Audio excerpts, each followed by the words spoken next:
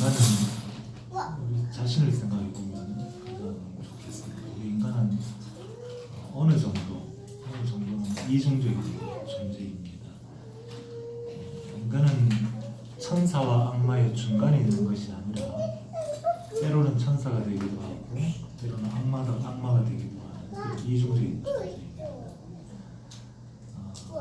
아마 믿기 어렵겠지만 우리가 잘 아는 그 유대인을 몇백만 명씩 죽인 히틀러. 그 히틀러도 어렸을 적에는 벌레 한 마리의 죽음에도 눈물을 흘렸다고 합니다. 굉장히 슬퍼하는 그런 소년이었다는 거죠. 인간은 그 지킬 박사의 그런 그 온유하고 혹은 그 밝고 고상한 그런 측면이 있는가 하면 또는 하이디의 어둡고 사악한 그런 측면이 같이 이런 양면성을 이루고 있는 것이 인간이라는 존재의 특징인 것 같습니다. 이러한 인간의 그 인격의 이중성, 이런 이중성은 어느 정도 사람마다 개별적인 차이는 있겠지만 큰 틀에서 보면 누구나 다 지니고 있는 그런 모습입니다. 고대로부터 인간에 대한 두 가지 이해가 항상 서로 대립되어 왔습니다. 하나는 인간은 태어날 때부터 선하다는 측면을 가지는 성선설, 그리고 인간은 태어날 때 악하게 태어난다는 성악설이 주로 크게 인간을 이해하는 큰 두 가지 이해 관계였죠. 그러다 보니까 성선설을 주장하는 사람들은 인간은 원래 선한 존재였기 때문에 덕을 통해서 인간의 선한 양심을 끌어내고 교육을 통해서 끌어내면 인간은 결국 선한 존재가 될 것이라고 봤고, 성악설을 주장했던 부류의 사람들은 인간은 태어날 때부터 악한 존재이기 때문에 매로 다스려야 된다는 거죠. 그래서 엄격한 법을 만들어서 사람을 징벌하고 그렇게 해야만이 인간은 겨우 그 법의 테두리 안에서 일정한 부분이나마 선하게 살아갈 수 있는 힘을 유지할 수 있다고 봤던 거죠. 그런데 한번 생각해 보세요. 아까 제가 말씀드렸듯이 인간은 천사와 악마의 중간쯤에 있는 존재가 아니라 인간은 때로는 천사가 되기도 하고 때로는 악마가 되기도 하는 이중적인 존재라는 측면에서 보면은 인간에게는 덕도 필요하지만 법도 필요한 그런 존재라는 것을 우리는 인식할 수 있을 것 같아요. 사람이 우리는 그러다 보니까 강도가 될 수도 있고 성자가 될 수도 있고 그런 이중적인 인격의 이중성을 갖고 있을 수 있습니다. 선과 악의 기준에서 보면 인간을 크게 세 부류로 나눌 수 있습니다. 첫째는 악인입니다. 악인은 죄에 대한 개념도 없고 그러다 보니까는 죄책감을 전혀 느끼지 못하는 사람입니다. 범죄를 하면서도 그것이 죄인지를 전혀 깨닫지도 못할 뿐더러 죄를 범해놓고서도 어떤 후회나 어떤 반성도 하지 않는 죄책감을 전혀 느끼지 못하는 사람들, 이런 부류의 사람들을 우리는 악인이라고 규정하죠. 보통 그 거짓말을 하는 사람들은 자신이 하는 거짓말을 믿는다고 해요. 거짓말을 하는 사람들은 그러다 보니까 결국은 남도 속이지만 자신도 속는 그런 경우가 있다고 그러죠. 악인이 바로 이런 경우죠. 그러다 보니까 성경은 이렇게 말합니다. 악인에 대해서 인간의 양심이 화인을 맞아서 선과 악을 구별할 수 없는 정도의 마비된 양심, 이것을 악인이라는 규정으로서 성경은 말합니다. 두 번째는 의인입니다. 의인은 말 그대로 전심으로 하나님을 믿고 그렇기 때문에 아주 착하고 선하게 살아가는 사람일 겁니다. 이 사람들은 죄를 짓지도 않고 하나님과 동행하며 늘 감사하고 찬양하며 믿음 안에 살아가는 사람들, 이런 사람들을 의인이라고 부르죠. 그런데 이런 사람들은 거의 찾기 어렵습니다. 지구상에 한두 명 있을까 말까 하죠. 마지막 세 번째 부류의 사람들이 중요합니다. 마지막 세 번째 부류의 사람들은 선과 악 사이에서 매 순간 갈등하는 사람들, 세 번째 부류입니다. 때로는 천사가 되기도 하고 때로는 악마가 되기도 하는 그런 모순적인 부류, 세 번째 부류의 사람들이죠. 대부분의 사람들일 겁니다. 특히 우리 그리스도인도 대부분의 그리스도인은 세 번째 부류에 속합니다. 저도 마찬가지. 예수님을 믿지 않기 때문에 이런 이중적인 존재가 되는 게 아니라 예수님을 믿기 때문에 이런 이중적인 존재를 살아가는 겁니다. 오늘 성경 말씀을 보면 사도 바울은 오늘 본문에서 내가 선을 행하고 싶은데 나는 선을 사랑하고 선을 행하고 싶어하는 마음은 간절한데 내 안에 악이 함께 있다고 고백합니다. 이건 실존적인 고백이죠. 바울은 자기 자신을 이중적인 존재로 고백하는 겁니다. 자기는 악인 혹은 의인 그런 존재가 아니라 끊임없이 악과 선을 오공하고 있는 존재일 뿐이다라고 고백하는 거죠. 그러다 보니까 마음의 갈등, 하나님의 말씀을 따르고 싶어하는 마음의 그 열망은 간절한데 그런데 한편으로는 하나님의 말씀을 거부하고 싶은 그런 마음도 간절한, 어떻게 보면 이 이중적인 갈등 속에서 끊임없이 고민하며 살아가는 존재, 이것이 바로 자기라고 고백합니다. 사도 바울은 하나님의 말씀대로 살고 싶은데 세상의 헛된 풍조와 악한 풍조를 또 따르고 있는 자기 자신을 보는 거죠. 끊임없이. 그러다 보니까 마음의 갈등으로 괴로워하고 있는 자기 자신을 고백하고 있습니다. 예수님도 이런 모습이 있었습니다. 십자가, 하나님께서 이 땅에 보내실 때에 십자가를 지도록 보내셨는데, 그런데 인간적인 연약함의 한계성을 겟세마네 동산에서 고백합니다. 십자가를 지기는 져야 되겠는데 또한 인간적 육신으로서는 그 죽음이 두려운 거죠. 그러니까 지고 싶지 않아요. 예수님의 기도를 보면은 너무 정직한 기도를 예수님이 하고 있습니다. 그런 이중적인 자기 존재의 기도를 하고 있죠. 하나님, 십자가를 지라고 저를 이 땅에 보내셨지만 인간적으로는 저는 정말 십자가를 지고 싶지 않습니다. 할 수만 있으면 이것을 피하게 도와달라고 강구하는 그런 인간의 이중적인 모습을 볼 수 있습니다. 굉장히 정직한 기도를 하나님 드리고 있죠. 하나님 뜻에 순종할 것인지 혹은 고역할 것인지 그런 인간적인 갈등이 예수님 안에서 일어났다는 겁니다. 이런 이중적인 갈등은 비그리스도인에게만 일어나는 것이 아니라 아까도 말씀드렸듯이 그건 그리스도인에게 가장 많이 나타납니다. 이거는 우리가 거듭나지 못했기 때문에 이런 현상이 일어나는 것은 절대 아닙니다. 특히 예수님을 믿고 성령을 받고 거듭난 그리스도인에게도 이런 현상은 거의 대부분 나타나고 있습니다. 그래서 그 사도 바울은 오늘 말씀에서 고백하고 있죠. 이러한 자신의 이중적인 모습을 사도 바울은 부끄러워하거나 감추고 싶어 하지 않습니다. 이것을 있는 그대로 자기 자신을 하나님 앞에 기도 가운데 드러내려고 합니다. 24절을 보면 이렇게 말씀하죠. 오호라 나는 공고한 사람이로다. 누가 이 사망의 몸에서 나를 건져낼 수 있겠는가. 이렇게 오호라 나는 공고한 사람이다.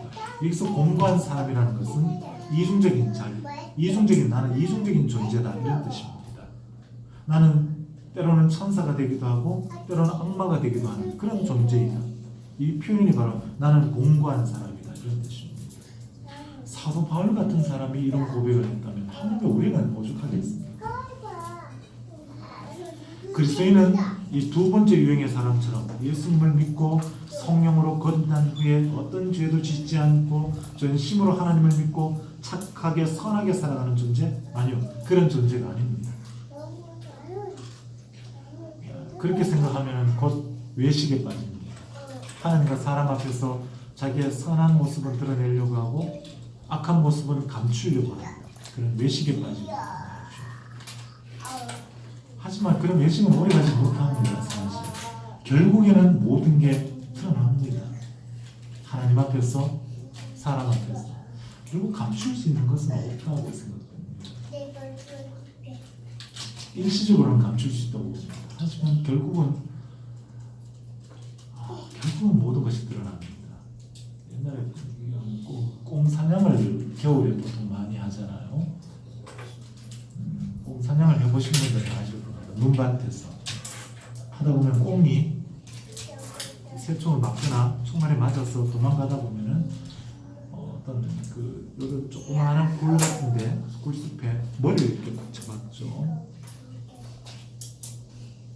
그럼 뒤에 가서 이렇게 잡아보면 됩니다. 근데 꽁은 왜 그렇게 그런 행동을 할까? 자기만 안 보이면 숨었다고 생각합니다. 굉장히 단순하죠, 어떻게 보면. 근데 우리 사람도 그럴 수가 있어요. 모든 걸 감출 수 있다고 생각하지만, 근데 모든 게 드러나요. 모든 게 결국은 마침내 모든 게 드러난 겁니다. 사도 바울은 그런 인간 자기 자신을 이해했습니다. 정확히 이해했기 때문에 감출 이유가 없다고 생각했죠. 그래서 자신이 그렇게 위대한 사도였던 자기 자신도 끊임없이 찬사와 악마 사이를 오고 가고 있는 존재라는 것을 이 성경을 통해서 담대하게 고백하기 시작합니다. 감출 수 있는 게 없다는 겁니다.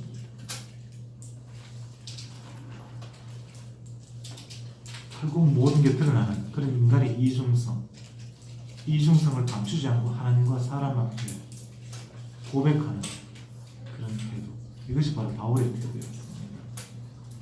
이런 이중적인 모습은 사실은 우리가 죽을 때까지, 이게 어느 정도 예수님을 잘 믿고 어느 정도 가면은 이런 것이 사라지지 않을까, 그런 일은 일어나지 않습니다. 우리가 죽을 때까지 이런 인간의 이중성, 선과 악을 오가는 인간의 이중성은 끊임없이 우리 안에 갈등을 일으키고 우리를 괴롭게 만들고, 하지만 그리스도인은 무엇이 다른가? 그리스도인의 다른 점은 선과 악의 갈등이 없어지는 것이 아니라, 그리스도인의 다른 점은 자신이 선과 악을 끊임없이 갈등하고 있는 존재라는 것을 하나님과 사람 앞에 숨기지 않는 존재가 되었다는 것. 그것이 그리스도인의 변화된 모습이라는 겁니다. 그런데 우리가 교회를 신앙생활하면서 교회를 나오다 보면, 교회를 나오는 순간 마치 선한 사람이 된 것처럼 행동하려고 합니다. 아니요.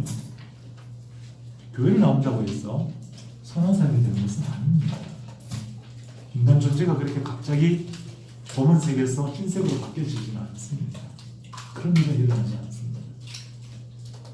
단, 믿지 않던 사람이 예수님을 믿은 후에 달라지는 첫 번째 변화는 내가 바로 이런 사람입니다라는 것을 감추지 않는 힘을 얻게 된다는 거죠.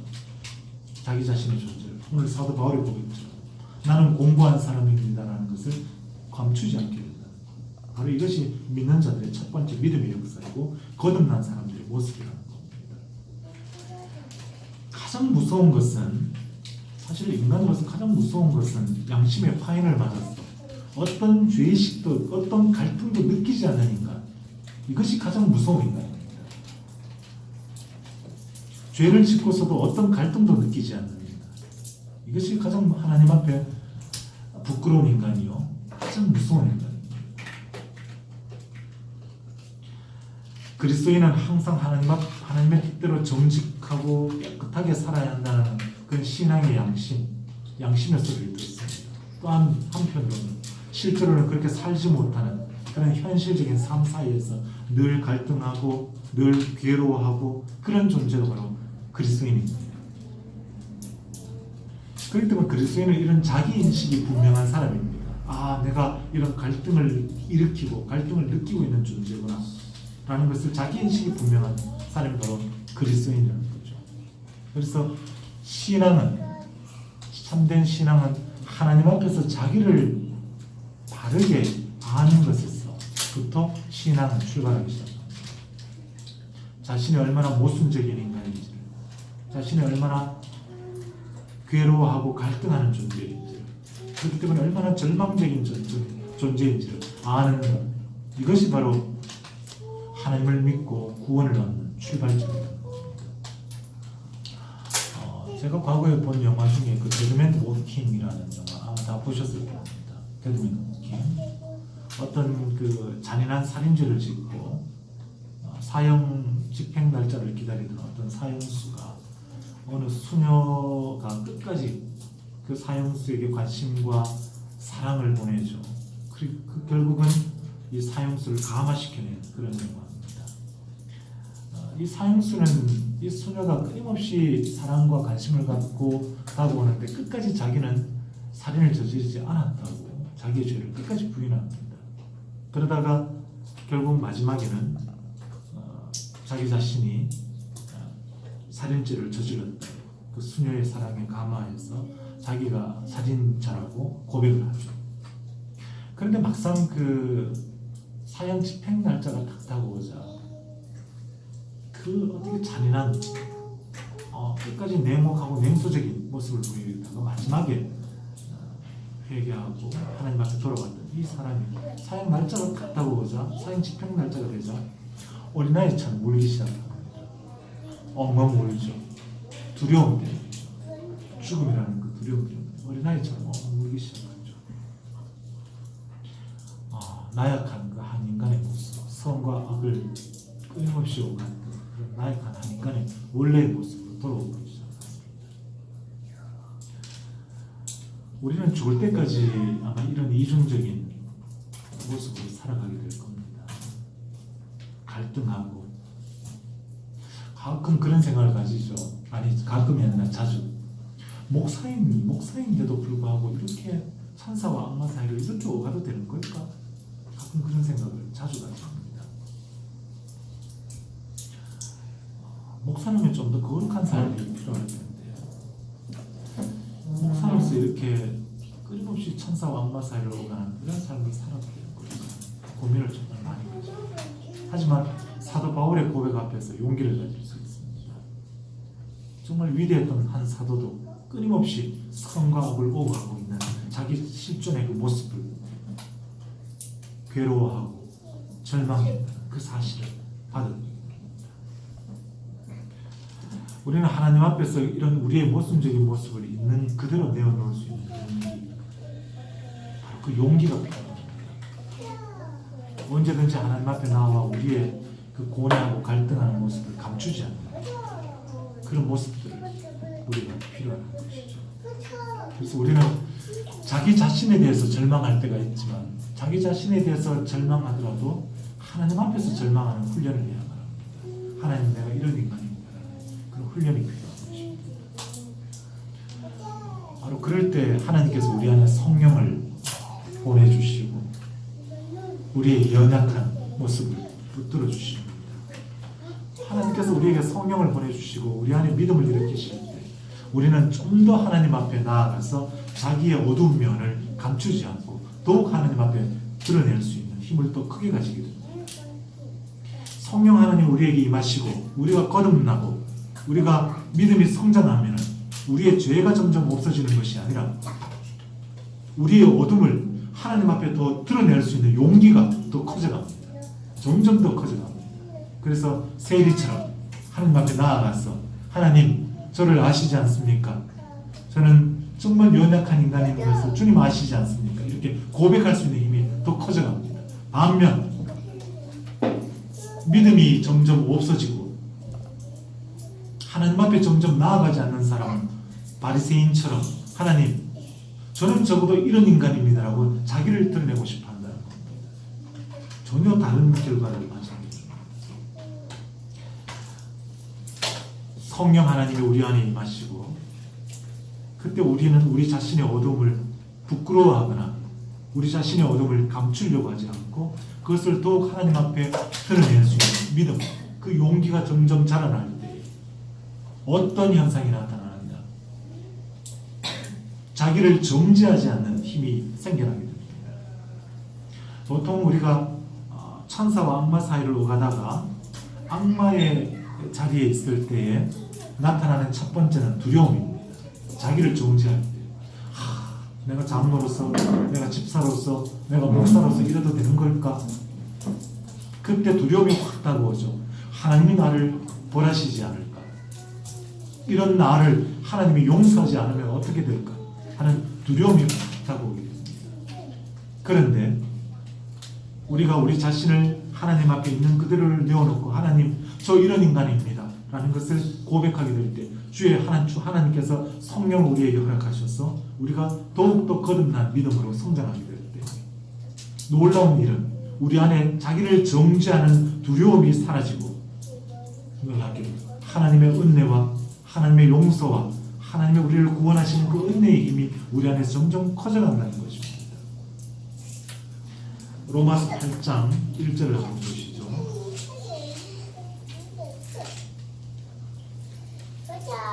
로마서 8장 1절과 2절 같이 한번 읽어볼까요? 그러므로 이제 그리스도 예수 안에 있는 자에게는 결코 정죄함이 없나니 이는 그리스도 예수 안에 있는 생명의 성령의 법이 죄와 사망의 법에서 너를 해방하였습니다. 놀라운 것입니다. 그리스도인은 예수님을 믿고 주의 성령 하나님 우리 안에 임하실 때에 자기의 죄를 감추는 것이 아니라 자기의 죄를 더욱더 하나님 앞에 드러낼 때에 자기를 정죄하는 힘이 사라지기 시작하고 하나님의 생명의 은혜의 법이 나를 지배하고 나를 용서하시는 그 은혜의 사랑이 점점 내 안에 커져가는 것을 보게 됩니다. 그래서 목사가 이래도 되는 것입니까? 라는 자기 절망 앞에 하나님 앞에 엎드리는 그 순간 하나님은 나를 징벌하거나 나를 형벌하는 분이 아니라 성령 하나님을 보내셔서 나를 위로하시고 나를 용서하시고 그래 그게 바로 너란다. 그게 바로 너의 모습이란다. 그게 바로 한 인간의 연약함이란다. 하나님은 나를 위로하시면서 나를 붙들어 주신다는 겁니다. 그때 나는 무엇을 발견하는가? 아, 하나님이 나를 정죄하지 않으시는구나. 더 이상 두려워해서는 안 되겠구나. 생명의 하나님의 은혜의 법이 나를 지배하기 시작한다는 겁니다. 이때 우리 안에 두 가지 놀라운 변화. 그리스도인은 내 안에 믿음이 성장하면서 내 안에 악이 사라지고 선이 점점 커져가는, 그렇게 해서 선을 행하는 완전한 의인으로 살아가는 것, 그것이 그리스도인이 아니라는 것을 깨닫게 됩니다. 평생을 우리의 이 땅의 삶이 마치는 순간까지 우리는 끊임없이 이중적인 선과 악 사이를 오고 가는 자식을 끊임없이 보게 될 거라는 것, 그것을 받아들이게 됩니다. 여러분, 이것을 받아들이는 힘이 믿음 안에서 이것을 받아들일 수밖에 없는 겁니다. 믿음이 성장하게 되면 이것을 받아들입니다. 거부하지 않고, 아, 나는 이런 존재였구나. 나는 이런 존재였구나. 그래서 이것을 감추지 않고 하나님 앞에 고백할 수 있는 힘이 점점 더 커져갑니다. 점점 하나님과 사람 앞에. 그래서 그리스도인, 교회, 신앙의 공동체는 의로운 자들이 모인 사람들이 아니라 자신이 얼마나 이중적인가를, 얼마나 끊임없이 천사와 악마 사이를 오고 가고 있는 존재라는 것을 감추지 않는 그런 무리들이 모인 곳이 바로 교회입니다. 그렇기 때문에 교회 안에는 누구든지 올 수 있는 겁니다. 창녀도 올 수가 있어야만 합니다. 그런데 오늘날의 교회는 그런 분들은 오지 않습니다. 왜냐하면 교회를 깨끗한 선을 행하는 사람들만 모이는 곳이라고 생각하기 때문입니다. 물론 우리 자신도 그렇게 생각하는 경우가 너무 많습니다. 믿음이 점점 성장하면은 하나님 앞에 깨끗한 인간이 된다고 생각하는 경우가 너무 많습니다. 그러다 보니 자기를 정죄하기 시작합니다. 내가 이래도 되는 건가? 또 하나님을 두려워하기 시작합니다. 하나님 나를 보라시지 않을까? 혹시나 뭔가를 해코지 하지 않으실까? 내가 하는 일이 잘 안 되지 않을까? 하나님을 알지도 못하고 자기도 알지 못하는 어리석음에 빠져버립니다. 믿음이 점점 성장하면 자기를 정확하게 이해하게 됩니다. 평생을 선과 악을 오고 갈 수 있는 그런 이중적인 인간이라는 것을 겸손하게 받아들이게 됩니다. 두 번째, 하나님이 자기를 정죄하지 않는다는 것을 받아들이게 됩니다. 그렇기 때문에 성령 하나님이 임하시자 생명의 성령의 법이 나를 지배하는 놀라운 은혜의 역사가 나타나게 됩니다. 그렇기 때문에 믿음 안에서 모인 공동체의 무리는 자기의 연약함을 감추지 않고 고백하기를 부끄러워하지 않습니다.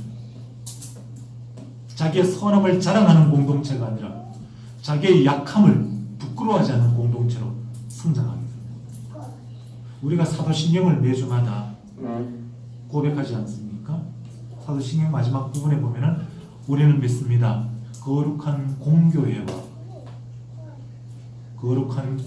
믿습니다. 여러분, 공교회라는 말은 캐톨릭이라는 뜻입니다. 캐톨릭. 우리 가톨릭 교회죠. 캐톨릭이라는 말은 바로 공교회라는 뜻입니다. 공교회는 무슨 말이냐? 모든 사람의 교회, 그런 뜻입니다. 가난한 자나 부자나 가진 자나 없는 자나 종이나 주인이나 누구든지 하나님 앞에 모일 수 있다. 이것이 바로 거룩한 공교회를 믿는다는 것입니다. 깨끗한 사람들만 모이는 것이 아니라는 것입니다. 누구든지 모일 수 있는 교회. 이것이 바로 나는 거룩한 공교회를 믿습니다. 그런 뜻입니다. 여러분에게 묻고 싶습니다. 신앙의 연수만큼, 여러분이 믿은 신앙의 연수만큼 여러분은 선과 악을 끊임없이 갈등하고 있는 자기 자신을 받아들이는 힘이 얼마나 커졌습니까? 그리고 그런 선과 악을 끊임없이 오고하는 자신을 정죄하지 않는 힘이 얼마나 자라났습니까? 그런 자기 자신을 하나님이 생명의 성령의 법으로 나를 받아들이시고 은혜의 법으로 나를 이끄신다는 것을 얼마나 수용하고 있습니까? 그 힘이 얼마나 커져가고 있습니까? 이 힘이 커져가는 사람은, 이 힘이 점점 성장하는 사람은 누군가를 정죄하지 않게 됩니다. 정죄할 수 없다는 걸 알게 되죠. 누군가를 정죄할 수 없다는 것을 깨닫게 됩니다.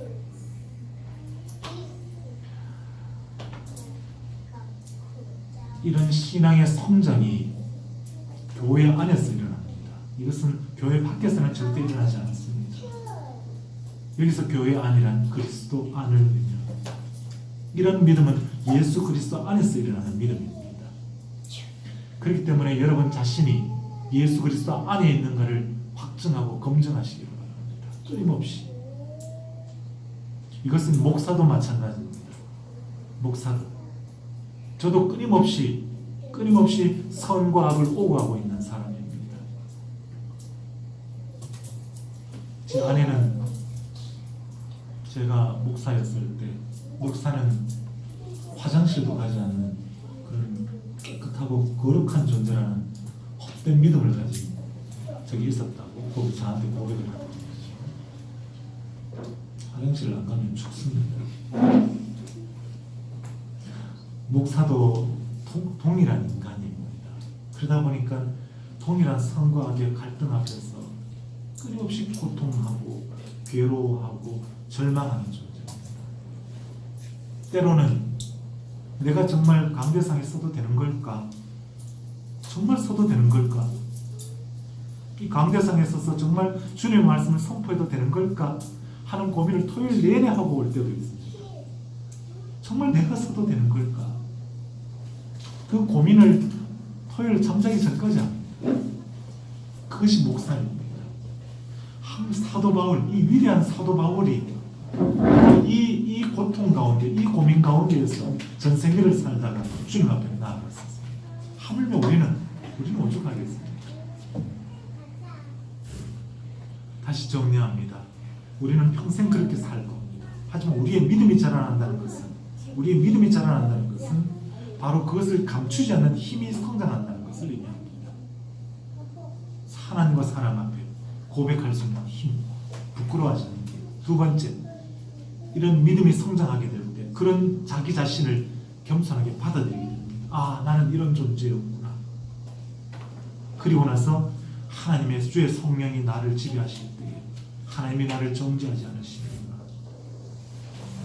이 믿음 안에서 성장해 갈 때에 우리는 비로소 하나님을, 이웃을 정죄하지 않게 되고 하나님을 사랑할 수 있는 힘이 자라나게 됩니다. 그래서 교회 신앙 공동체는 바로 이런 사람들이 모이는 곳이다. 이런 사람들, 선과 악에 끊임없이 갈등하는 존재들이 바로 이 신앙 공동체 안에 들어와야 합니다. 그렇기 때문에 정죄하지 않는, 서로를 정죄하지 않는 그런 믿음의 공동체가 성장하게 됩니다.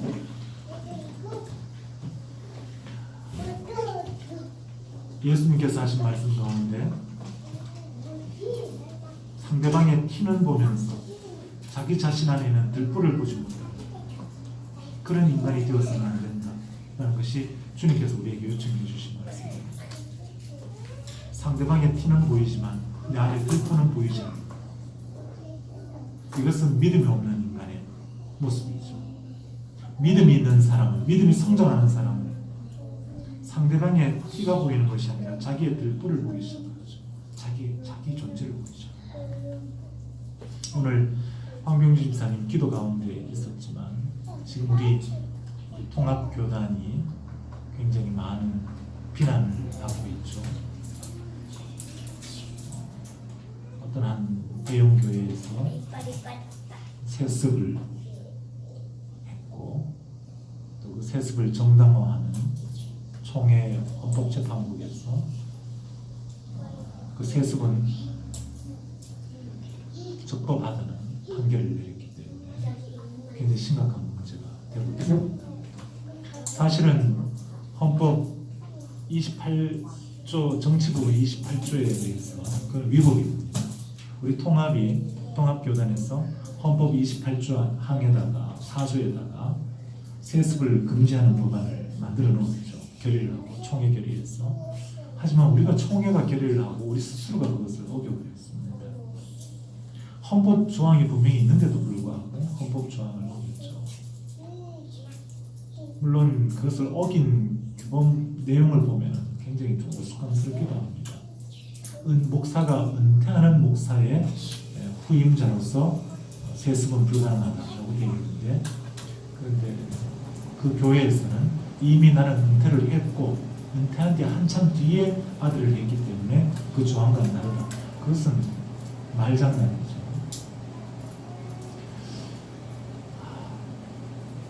저는 그렇게 생각합니다. 인간이기 때문에 그럴 수 있다고 생각합니다.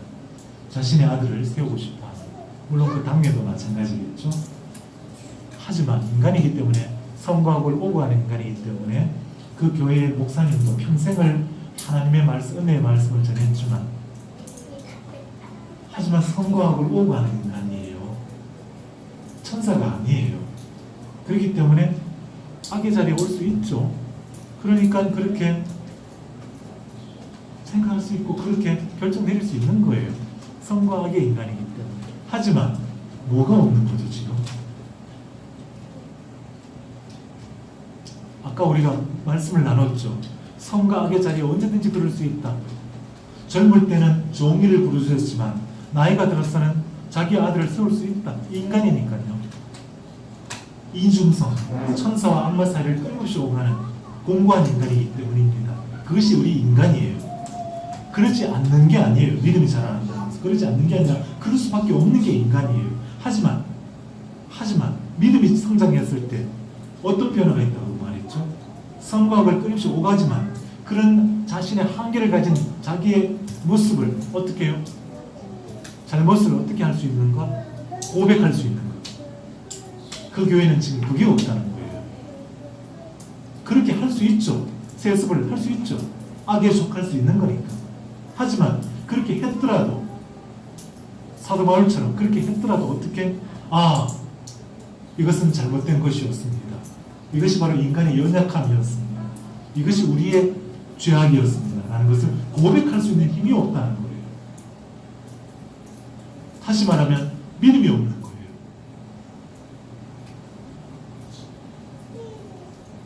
저는 그걸 안타까워합니다. 그럴 수 있죠. 하지만 한국 사회와 한국 교회를 향해서 맞습니다. 하지만 우리는 연약한 인간이었습니다. 자식을 세습시키고 싶은 그런 연약한 인간이었습니다. 이제 우리의 연약함을 고백합니다. 라는 그 고백이 없는 거예요. 고백 자체가. 그것이 우리가 지금 비난을 받고 있는 이유입니다. 비난을 받고 있습니다. 그리스도인도 잘못할 수 있습니다. 저와 여러분도 잘못할 수 있을 겁니다. 반드시 기억하셔야 합니다. 우리가 범죄할 수 있고요. 악의 편에 서서 악을 행할 수 있을 겁니다. 하지만 반드시 기억하십시오. 내가 장로인데 이런 악을 범해도 될까? 목사인데 아니요. 그럴 수 있는 인간입니다. 하지만 그때 믿음이 있다면 그것을 고백할 수 있는 힘이 나와야만 합니다. 바로 제가 그런 인간이었습니다. 제가 그런 범죄하는 인간이었습니다라는 것을 고백할 수 있는 사람. 그것이 정말 그리스도인입니다. 그것이 하나님 앞에 살아가는 그리스도인의 힘인 겁니다. 진정한 신앙인 겁니다. 그 신앙. 오늘 한국교회는 그 신앙이 없는 겁니다. 그래서 비난을 받고 있는 겁니다. 그래서 거듭난 인간도 죄를 지을 수 있는 겁니다. 하지만 그 힘을 저희는 가져야 하는 것입니다. 우리 안에 그 힘이 성장할 수 있기를 바랍니다. 우리 공동체가 좀 더 거룩한, 좀 더 선한 존재가 되어가는 것이 아니라 자신의 한계와 연약함을 감추지 않고 자연스럽게 서로를 고백하고 서로를 정죄하지 않는 그런 공동체로 믿음이 점점 성장할 수 있게. 그래서 어떤 가정과 어떤 사람들이 이 교회로 들어왔을 때 그를 충분히 안아줄 수 있는 그런 공동체가 되기를 바랍니다. 우리 자신이 그런 믿음이 성장하지 않으면 어떤 가정에 들어와도 그 사람을 품어줄 수가 없습니다. 왜? 우리는 항상 재판관 자리에 앉아서 그를 판단하려고 할 것입니다. 판단하시는 분은 하나님 한 분으로 충분합니다. 물론 하나님도 우리를 판단하지 않으시고 십자가에서 자기를 내어주시면서 우리를 품으신 분이 바로 하나님이셨습니다. 우리의 믿음이 성장할 수 있게 나는 공고한 자임을 자신을 거부하지 않고 받아들이고 모두를 수용할 수 있는 정죄하지 않는 힘을 점점 키워나갈 수 있게. 그리고 누군가가 범죄했을 때에 그를 비난하고 정죄하는 것이 아니라 그도 나처럼 그럴 수 있는 인간이라는 것을 받아들여 줄 수 있기를, 받아들여 줄 수 있기를. 그것이 아름다운 신앙이고 아름다운 교회의 모습이라는 것을 기억할 수 있기를 바랍니다. 기도하죠. 하나님 아버지, 우리는 예수님을 믿고 성령이 임하시며